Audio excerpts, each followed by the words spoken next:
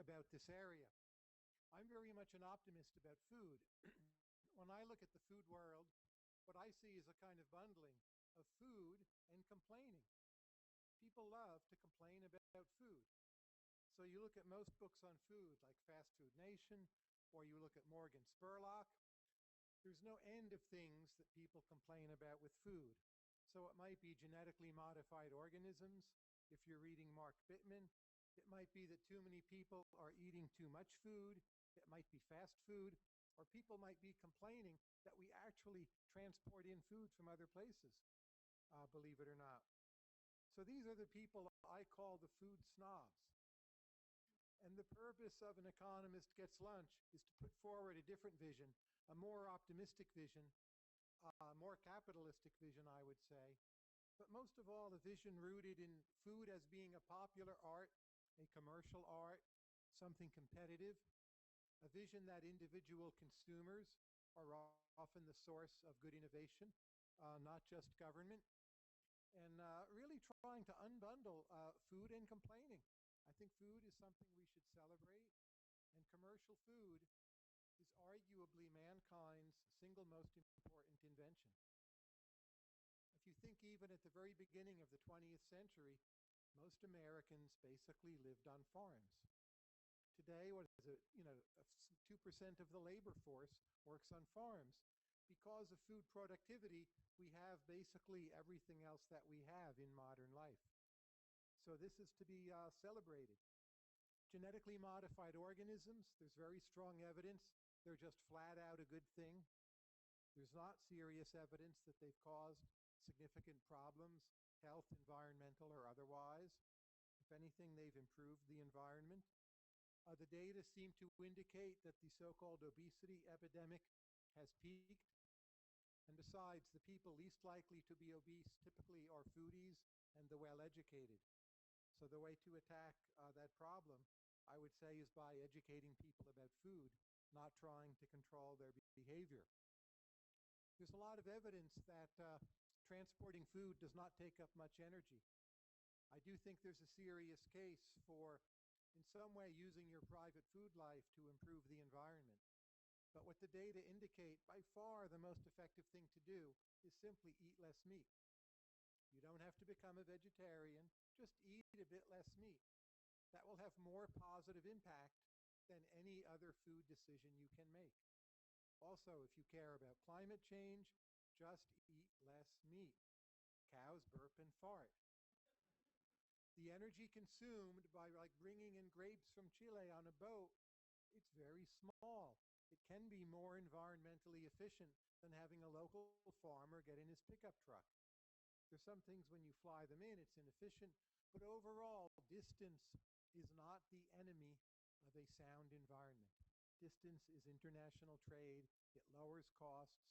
For the most part, it lowers the burden on the environment. Now, part of the book also is about how to find good food. It's a how-to guide. It's not mainly a policy book. And I think there are some fairly simple principles. You need to learn a bit how to apply them. But they guarantee, I think, that even if you're not an actual food expert, if you apply the principles, you can eat much better meals. Furthermore, I do not think that on average, more expensive food is better food. It can be, sometimes it is, and there is a lot of very bad cheap food in the form of fast food. But note, even fast food's gotten a lot better in the last 5 years. Improvements in fast food are the biggest food sector trend right now, and that will continue. But anyway, just a few of the ways I think about food. First issue is, how do you get to it? You really should be looking for places that are hard to get to.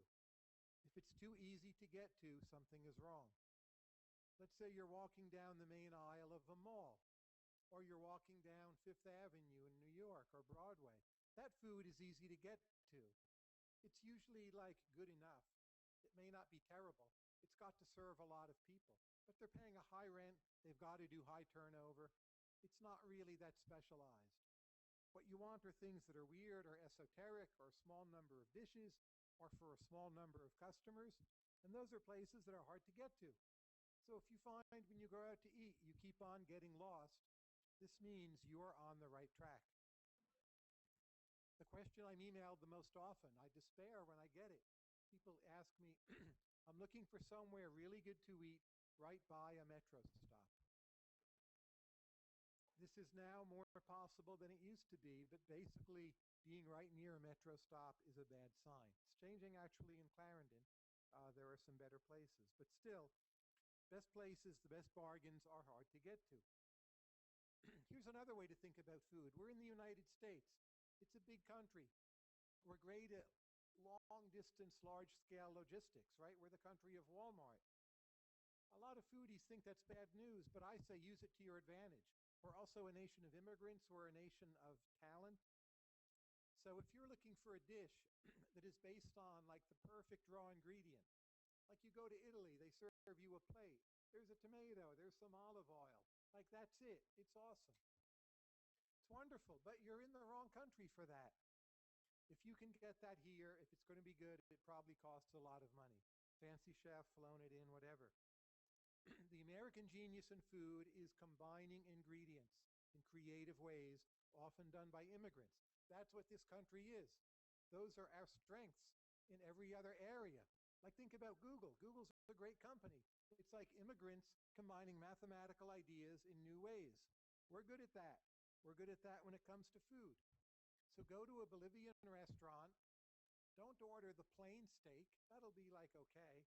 Order the steak with the green chilies, the onions, the tomatoes, the green sauce on top, the rice, the potato. Mix it all together, and then it's great. Very simple rule.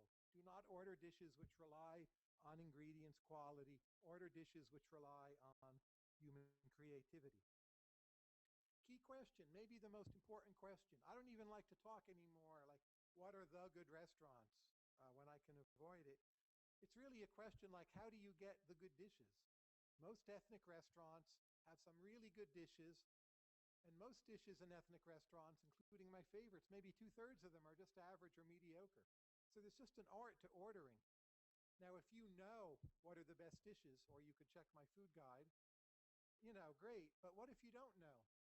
So much of eating out well is simply learning how to communicate with other human beings. You're in an ethnic restaurant. To be perfectly blunt, especially if you look American, American in the sense of what they think of as American, they don't trust you. You come in, they think you're a fool. They think you're a fool because on average, you are a fool. So what you need to do is establish a bond of trust. You need to tell them, bring me your best dishes, and to say it in a way where you are credible. You need to trust them, and you need to get them to trust you. It's like a two-way sales job. And when you view it in those terms, you're establishing your credibility, showing them that you trust them. They will bring you the best dishes, and your meal will be many times better. And that's a more important point than any knowledge of food you might learn by reading books or talking to food critics. How can you establish trust with your waiter or owner or chef and get them to stop thinking of you as a fool? Now, if you're Chinese, you walk into a Sichuan restaurant, it might be pretty easy, especially if you speak Chinese. But again, if you look like I do, you always have to reestablish credibility and just learn how to do that. That's like number one food tip. It works. Here's another tip I give, especially for more expensive places, places in Washington, places in hip neighborhoods. I would say the restaurant cycle has been speeded up. So it used to be a place would open, it would build for years, it would be good for years. There was word of mouth. It all happened somewhat slowly. Now there's the food bloggers. Imagine those people. There's the internet. There's Yelp. There's Twitter. So a new place opens up. It's geared to make a big splash right away. Everything's about publicity. Typically, these places, the first 6 months, they're really pretty good. Sometimes they're great, excellent, original, unique, whatever. The chef owns 7 restaurants, and he's there, or she's there for the first 6 months. So you've got to go to a new restaurant, you like it, you say, wow, this is good. You've got to ask yourself, are these people part of the cycle? 80% chance is that they are. So if you really like it, I would say go a lot those first 6 months. Then once the place is established, it's a social scene, it starts attracting beautiful women, well-off men, whatever. You've just got to cut bait and stop going. Kiss it goodbye. Don't look back. You've got to be somewhat brutal and disloyal because it probably isn't good anymore. It's still probably like not bad, but it's somewhat expensive. It's not the way you remember it. You keep on going back. You're hoping, you tell people, you bring them. You're like, gee, it was better last time. It's like, no. Be brutal. 6 months. Speed up your enjoyment. Cut it loose. Move on to the next one. It's not the case for ethnic restaurants. If they're good, they stay good for years. Trendy places, the quality cycle is totally accelerated. How to use the internet, places like Yelp, they're great, other sources, but don't look at the average of stars. No. That's the average. Who wants the average assessment? If you went for the average assessment, where would you eat every meal? I think it would be McDonald's, right? McDonald's, Big Mac. Here's what you do on Yelp. You look at the positive reviews. Are they long, detailed, and convincing?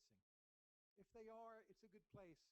And forget all the people who gave it 1 star because, like, the food was too spicy, or 1 star because I wanted Mexican food and they didn't serve margaritas, or 2 stars because they'd never had mole before. Like, forget them. Just look at the quality of the good reviews. How good are they? That will do the trick. Those are just some of my basic tips for finding good food. They're all based in economic logic. So I view, like, the food writing I do, the economics writing I do, they're more or less the same thing, even though they inhabit, from the point of view of the world, 2 totally separate universes. But the logic of food is the logic of economics, and vice versa. Let me say just a little bit about some of my favorite places in particular around here. I take it most of you live not too far from here, and I'll even mention a place or two near metro stops. But if you're like wondering, like, where should I eat now? Like, this Cowen guy, can you get totally specific? Best meal I've had lately is in a new Bangladeshi restaurant. It's called Garir Kabar. These are all on my food blog, by the way, Tyler Cowen's ethnicdiningguide.com. But that's 5151 Lee Avenue. I went there once, like 3 months ago, 4 months ago. I walked in the door. They look at me like I'm insane. Like, you want food? It was like the Monty Python cheese shop skit. There was no menu. The chef was back in Bangladesh, some kind of family problem. Like, with great persuasion on my part. It wasn't a question like, what's your best dish? It's like, are you willing to cook me anything?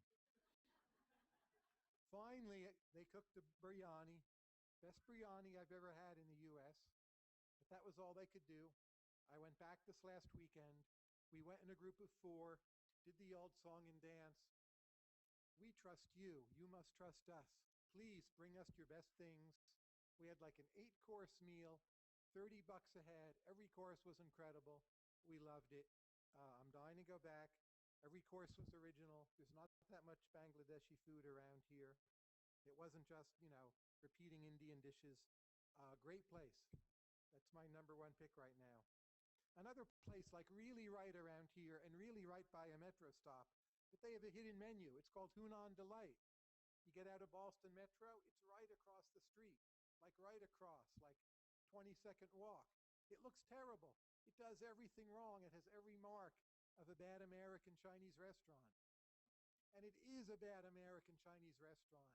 But if you go in and ask for the secret menu, the Manchurian menu, and then even on the Manchurian menu, there are secret dishes, not on the Manchurian menu.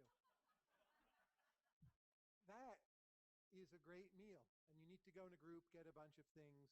Just ask them, like, what should I get here? Let them take care of you. It's a great place. Chinese food, buffet, all that's mediocre.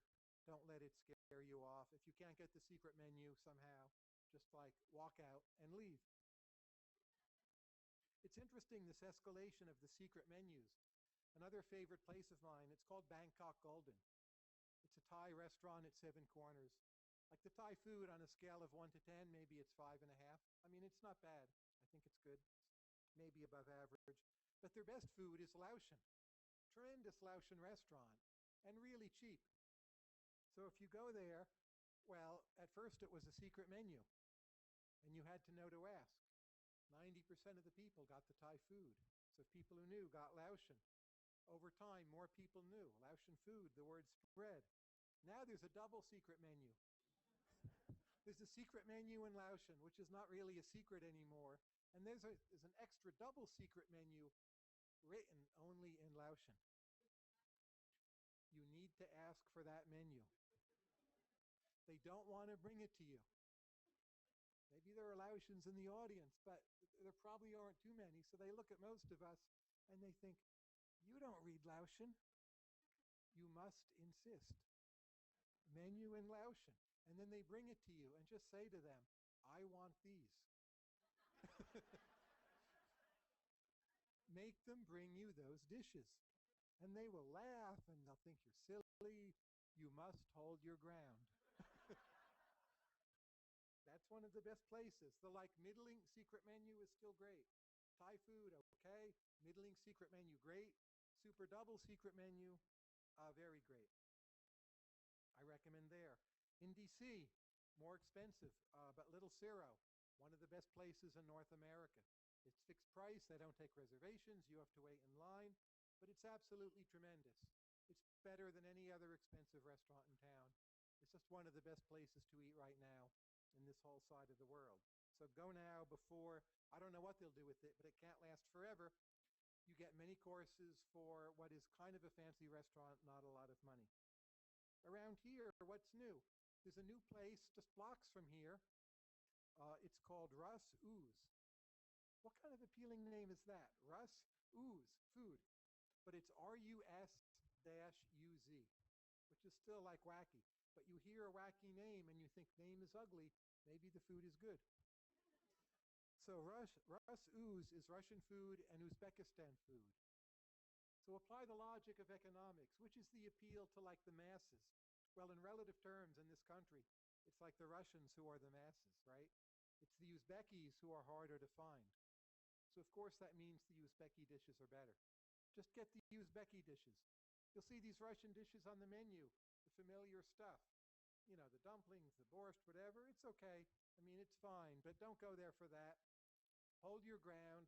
Get the Uzbeki stuff, like the noodles, the lamb, whatever, the pasta. It's excellent.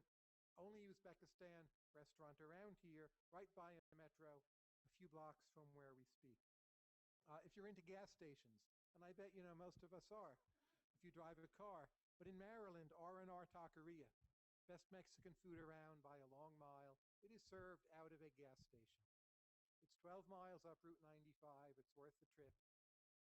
That's great. It's like our one real Mexican place. There's a Vietnamese cluster in Eden Center. Most of you probably know that. Just go there, make some kind of mistake. Go to the little places in the corridors. Those little places, they don't have names. They don't really have menus. They're like glass and 3 tables. Go to those. Throw yourself on their mercy. They'll have 5 dishes, and 3 of them you won't like, but their best dish is really good. Find out what's their best dish, get that. There's an Ethiopian cluster in West Alexandria on South George Mason Drive. Not too far from here. All those places are great. My favorites are EO Sports Bar. Again, a great name. When I heard that name, I thought, this place must be great. When Americans want to eat Ethiopian food, what kind of name are they looking for? Like Red Sea, Queen of Sheba. Fine, those are not bad restaurants.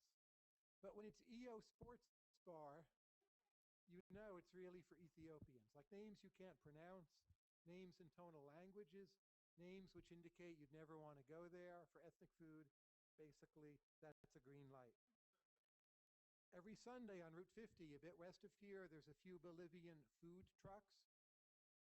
I'm a huge fan of food trucks. DC is trying to basically regulate them out of existence. I hope you all lend your support to the cause to keep those food trucks going. Virginia doesn't have as many food trucks. I guess Arlington does. But Fairfax, we're not up to food trucks. I guess we're too unzoned in a way. There's so much convenient food and lower density. We don't have food trucks. But on Route 50, they do. There's a great Bolivian place in Arlington, La Ciborita. Wonderful late night hangout. Lots of fun. My favorite Chinese places in Maryland, Sichuanjin River, Ma La Tang, right around here. It's right behind GMU. Great Sichuan food. You can walk there.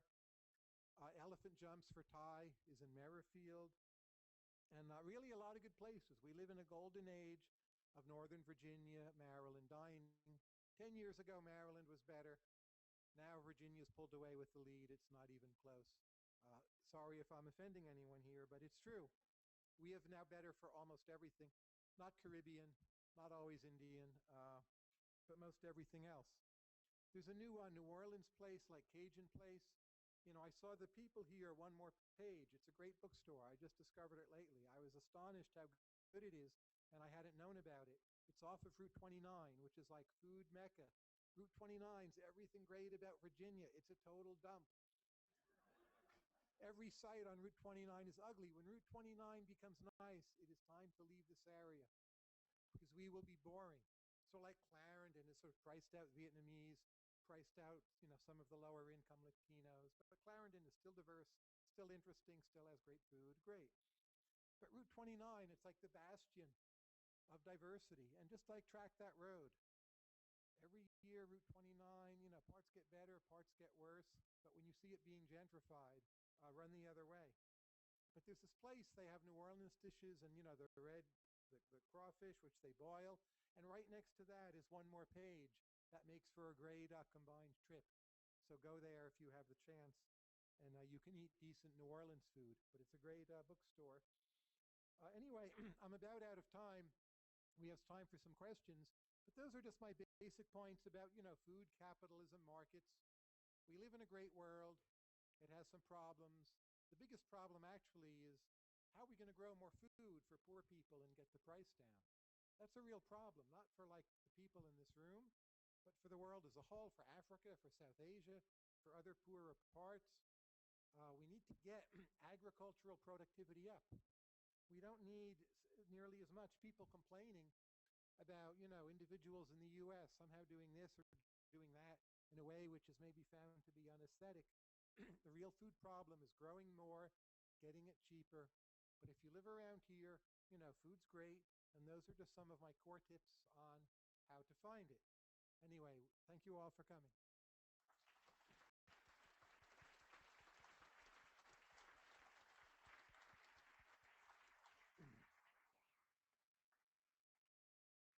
Question. Someone will come around with the mic. Yes.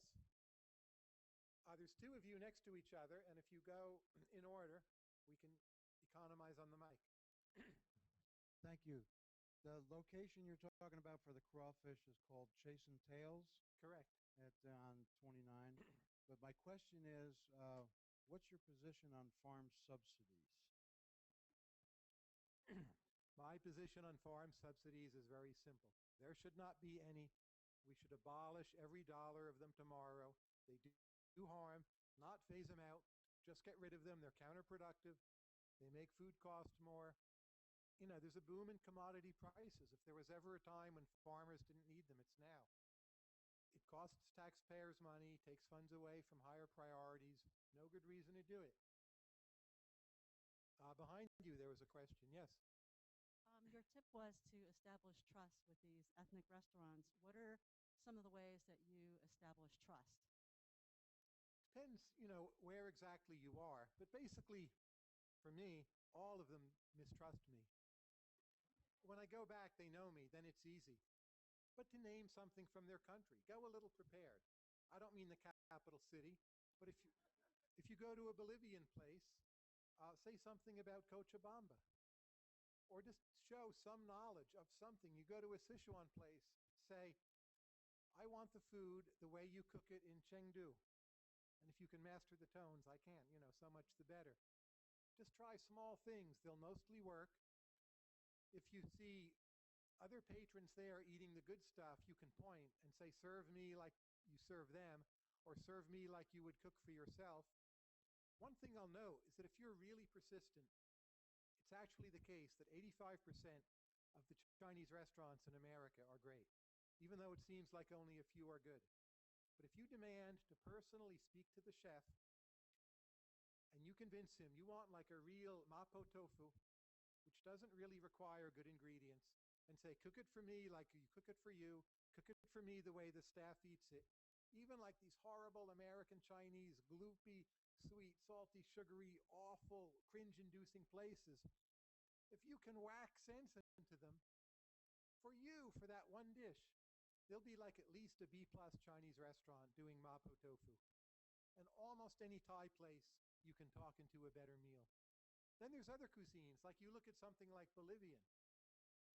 The genius of Bolivian cuisine is they haven't yet figured out how to sell out to a mass market. Same with a lot of Vietnamese.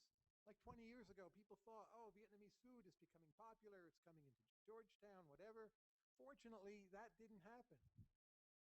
So there's like a sellout version of American Chinese food.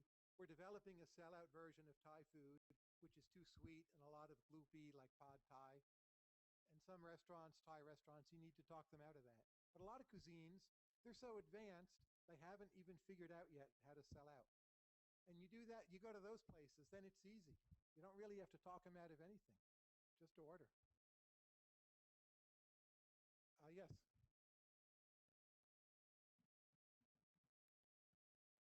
So regarding these theories like that beautiful people in a restaurant are negatively correlated with the quality, it seems like there's not much empirical evidence on that. Do you think it's possible to get empirical evidence on that, given how subjective things are? And should that be done? The study would cost a lot of money, but I will volunteer for it. Here's the way to think about it. Beautiful women in a restaurant, they actually are correlated with quality of the food overall, because it means you have higher income diners on average. But in terms of like the price-quality gradient, how much quality do you get for what you pay? Beautiful women in a restaurant are typically trendy places where the food is like pretty good, but it's really expensive and not really extraordinary. And those places are usually best before the beautiful women or men started to come. Can I prove that statistically? No. Do I know it's true? Yes. But you've got to think about the trade-off in terms of price-quality gradient.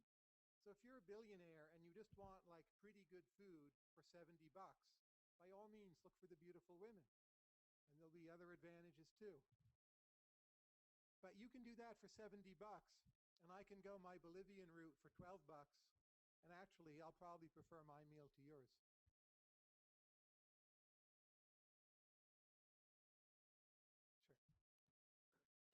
Yeah.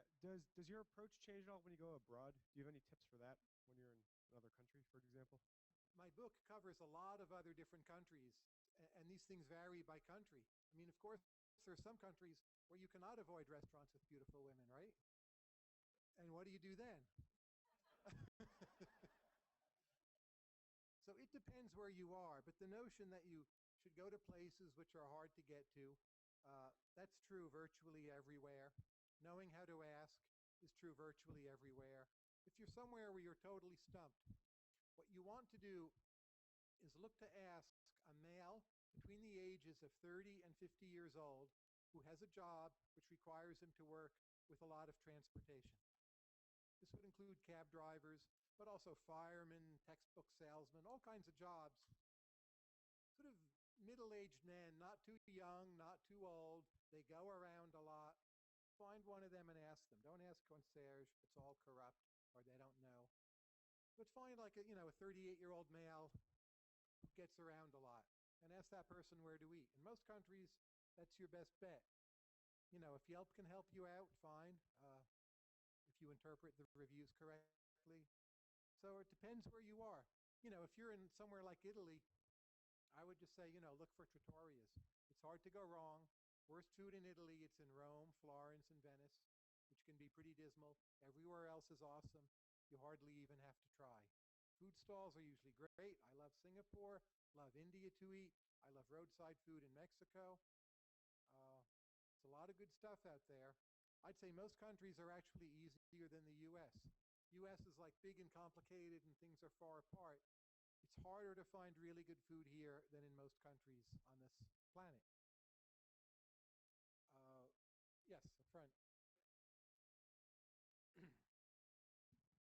I've read a couple articles about GMOs being responsible for the bee kill-off. Are you familiar with that, or do you have any information on it? There's no evidence that it's actually true. The bee kill-off is somewhat mysterious. The evidence on GMOs is they have increased yields. They've made it possible in some cases that crops don't have to be doused with as much stuff.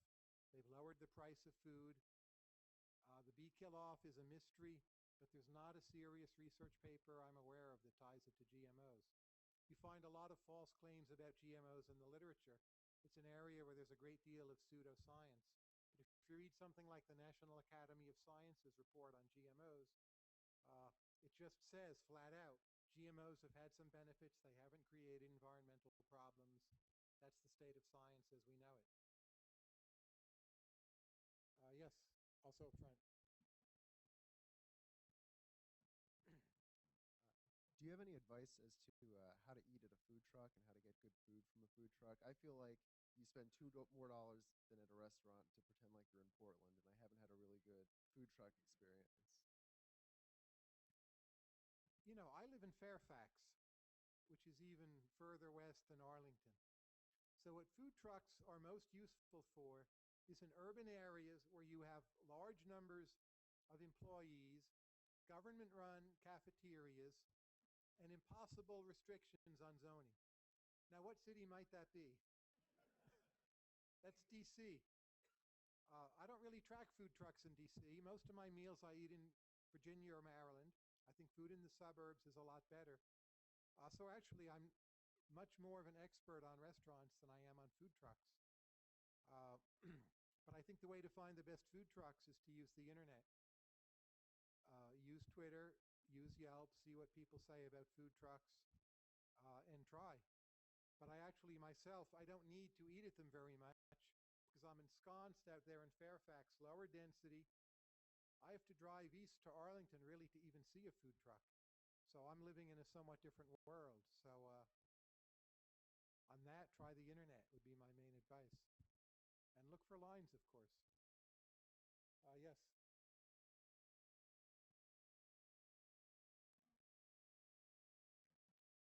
I was just wondering what your experience is about asking a concierge at a hotel for recommendations. I've experienced some where it seems like they kind of get paid off and they're just going to a place or recommending places that aren't necessarily that great, but maybe a restaurant that might be trendy. I was just wondering if that's something you ever do, or do you just recommend going out on your own? Go out on your own. Never, ever trust the concierge. First, they might be corrupt, as you mentioned. But also, it's like the people in the restaurant. He doesn't or she doesn't trust you. And there's actually a fair degree of contempt. Because their job is for other people to give them a hard time with questions that are often, I don't want to call them stupid, but frustrating, or the people are never happy, or they want the impossible. So they're going to send you somewhere that is like maybe okay, but the tourist experience. So never, ever do that. If there's a way you can get the concierge to actually trust you with extended dialogue, a lot of them do know a lot. And if you're sure you've reached that zone, then it can be great. But you've got to put in like time. You can't just say, hey, trust me, tell me where to go. So avoid them. What do you need them for? Nah, get out on the street, look for someone to ask if you're really desperate, if you don't have a smartphone on you, whatever. Yes.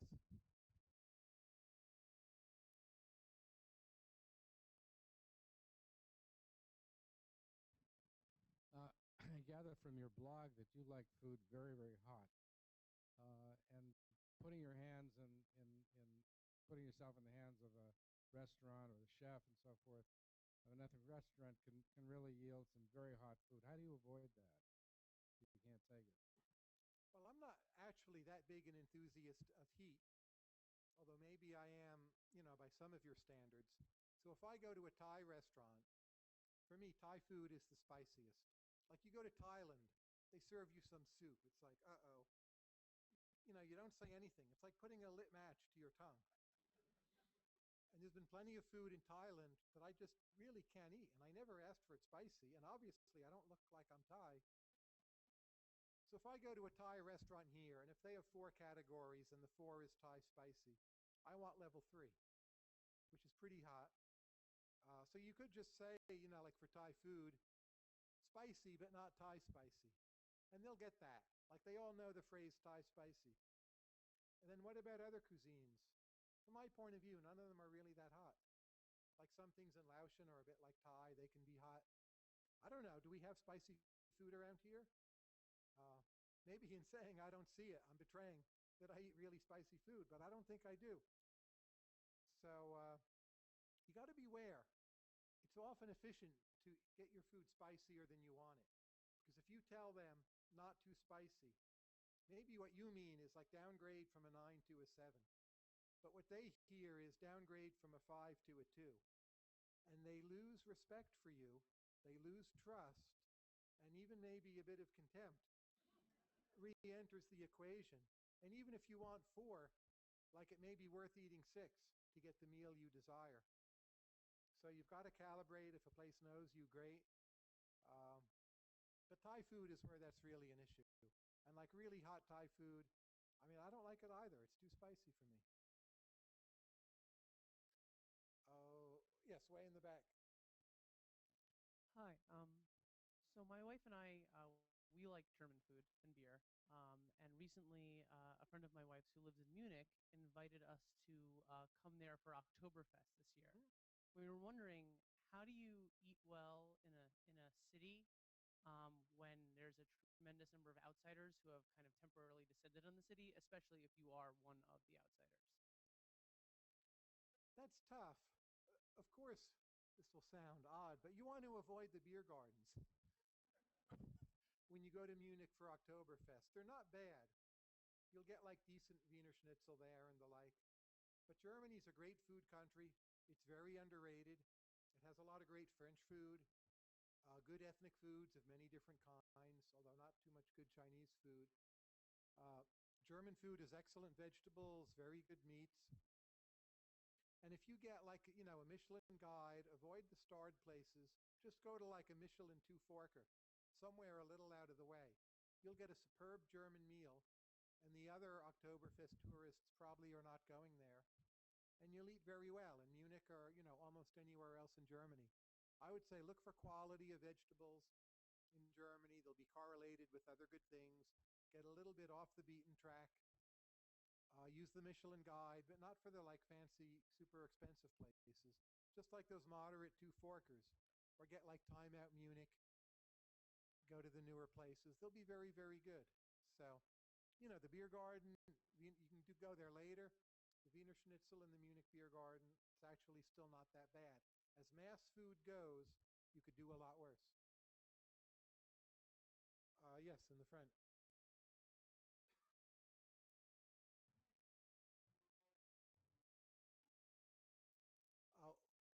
What has happened to New Orleans cooking after Katrina?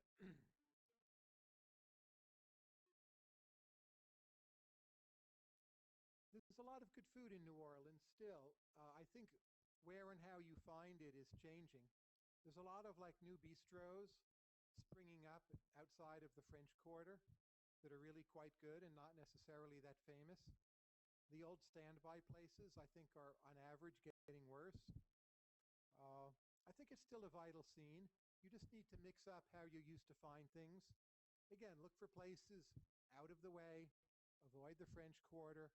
Garden District has a lot of wonderful food. If you have a car or can rent a car, it's like a 2-hour drive to what's maybe America's very best food of all, and that's Southwest Louisiana. Go to these little dump towns where they like scrawl on the blackboard. Look for places where they spell the name of what they're serving wrong. Sometimes it's just served out of a guy's house. It's things like sausage. They'll just have 1 or 2 dishes. It's mind-blowingly good. It's like some of the best food in the whole U.S., even the whole world. It's super cheap. If you can get there, way better than New Orleans, it'll blow your mind. It's where a lot of the New Orleans stuff comes from. Yes? If you look at how food has been made in the past 100 years, that's changed drastically, but what we're eating hasn't changed drastically. When you look at moving forward, I don't know if you've heard of a Soylent. A man in California says that he's managed to like take the minerals that you need and make a powder, and then you mix it with water, and you can just eat all of your food that way. Do you see that in the future? Do you see like almost unrecognizable food 50 years from now? It's not in the future for me. But here's one of the things in the food world. You know, I'm less crazy about this than a lot of other people, like molecular gastronomy. I think a lot of it doesn't taste that good. I know it's heresy to say it. A lot of it tastes good, but like not as good as Sichuan Jin River, Dan Dan noodles, you know, up there in Rockville for $8. So I think comfort food, the tried and true, classic ethnic dishes, just like fat, is pretty good. And it's not going to be eaten anytime soon. I think not within our lives. So the Soylent stuff, it's like a publicity stunt. I blogged that. I chuckled. A lot of people commented. But no one like wrote me, where can I get it? And you know, from a purely marketing point of view, I wouldn't have called it Soylent either. So no, I think food will stay food. In a lot of ways, food has become more like food than it was 10 years ago. And the real innovation now is to have really good fast food done in a chained way. There's like now a new fast food chained version of Kava, like the Kava in Clarendon. And the fast food chained version, cheaper, quicker. It's now in Merrifield. I went there last week. It's pretty good. Stuff like that's going to get a lot better. And that, you know, like Chipotle, it's pretty earthy food. And that's what I think is making the comeback. I don't think our future is molecular gastronomy where you eat like some purple thing that you're told is derived from essence of flour. And it like makes a little sound and there's a puff of smoke. And you have no idea what just happened to you. So that's my prediction. Earthy food is robust. Where are the mics? That gentleman? I think he's pretty close to you. My wife and I spent 6 years in France. We came back in 2007. But I've noticed a big difference in just the food culture. I mean, people really care about where the food comes from, what cows the meat came from, or where the food was grown. And they just care a lot more than Americans do. I mean, they ask those questions. Of course, France, you know, they're crazy about the terroir, and there's some hypocrisy often. I mean, there are big combines in France as well as little farms, and they pay a heavy price to subsidize their little farms. But when I got back to the States, there was a noticeable difference. I mean, you can't get a decent strawberry, even at Whole Foods. It's hard to get a decent strawberry or tomato, you know. And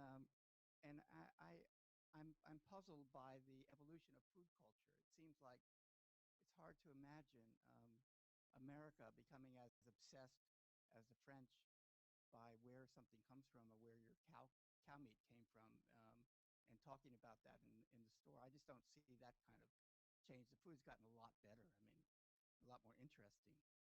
But I was just curious what your observations were about that.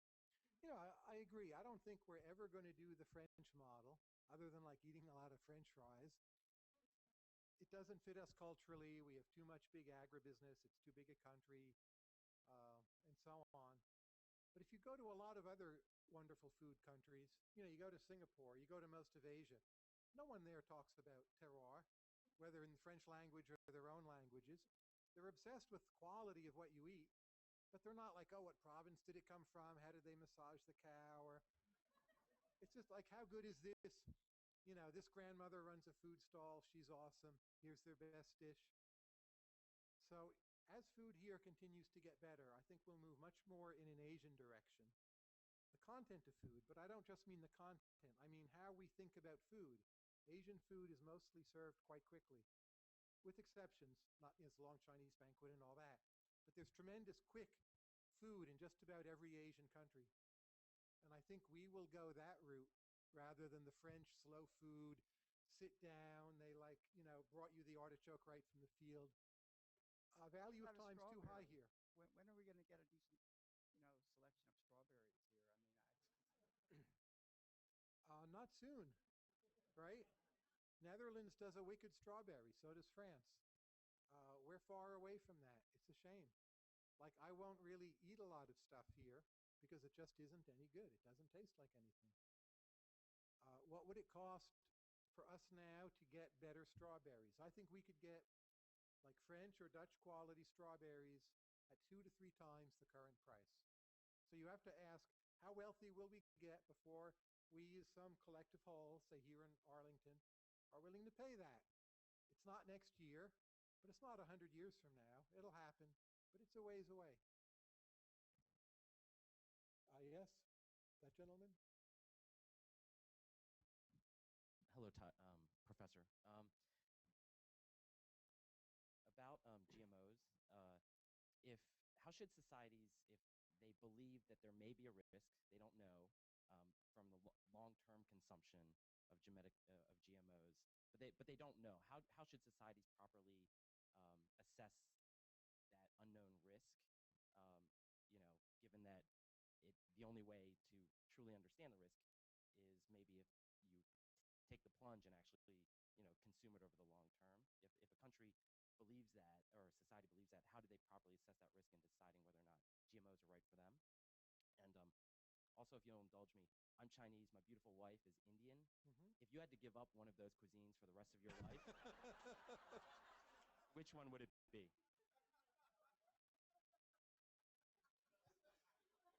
Let me take those in reverse order. All cuisine is regional cuisine. So there is no Chinese food. There is no Indian food.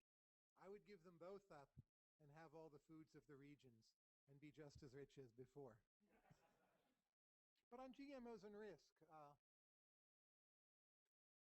most of the food we eat is in some way genetically modified. Like corn is not something which exists in nature.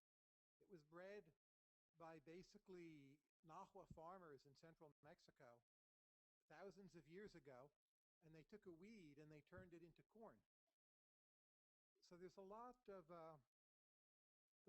genetic experimentation with